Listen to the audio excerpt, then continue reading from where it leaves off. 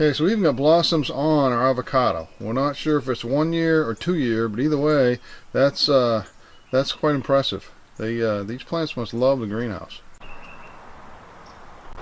This is our Meyer lemon. Look at the blossoms, and it's the 9th of February. Here's some more of our onion slices.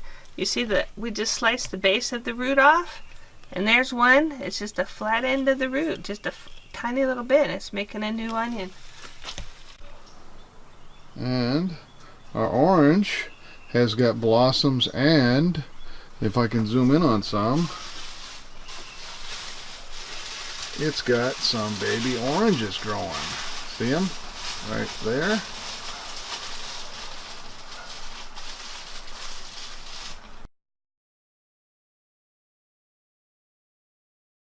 Blossoms on our strawberries. This was last year's strawberry plant, so this year they should have some real good fruit.